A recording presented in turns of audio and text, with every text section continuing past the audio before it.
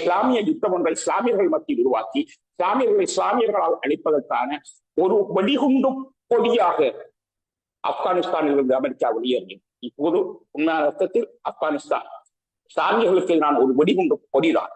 இவற்றை இன்னும் அழகாக புரிந்து கொள்ள வேண்டும். ஆப்கானிஸ்தானால் உலக அரசியலில் ஒருபோதும் மாற்றம் செய்ய முடியாது. அதனுடைய ஜியோகிராபிக்கல் என்வரான்மெண்ட்டை பொறுத்தவரையில, லொகேஷனை பொறுத்தவரையில அதுக்கு உள்நாட்டு பலம். ஆனா உலக ரீதியாக அது பரவ முடியாது. உலக ரீதியாக ஆதிக்கம் செலுத்த முடியாது. உள்நாட்டு ரீதியில் அதற்கு சுய பாதுகாக்க முடியும். அது மட்டும்தான். எனவே உள்நாட்டில் அதை நிச்சயம் வைத்துக் கொள்ளலாம். அப்படிப்பட்ட ஒரு ஆப்கானிஸ்தானை அவர்கள் டிசைன் பண்ணினார்கள்.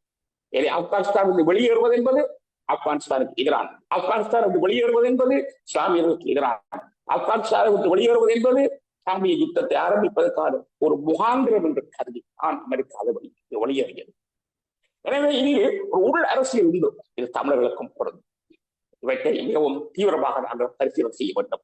தமிழ் அரசியலை, தமிழ் தேசியத்தை தமிழ் தேசியவாதிகளினால் தோற்கடிப்பது, தமிழ் தேசிய லட்சியத்தை அதிதீவிரமாக பேசுபவர்களினால் தமிழ் தேசியத்தை தோற்கடிப்பது, கற்பனாவாதிகளினால் யதார்த்தத்தை தோற்கடிப்பது, தூய்மைவாதிகளினால் தமிழ் தேசியத்தின் கட்டமைப்பை சிதைப்பது, இப்படிப்பட்ட நடவடிக்கைகள் மூலமாக தமிழ் தேசியத்தை அழிக்க தமிழர்களையே பயன்படுத்துவது, தமிழ் தலைவர்களையே பயன்படுத்துவது என்கின்ற ஒரு தெளிவான ஒரு ஸ்ட்ராட்டஜியை, ஒரு மூலோபாயத்தை சிங்கள அரசு கொண்டிருக்கிறது.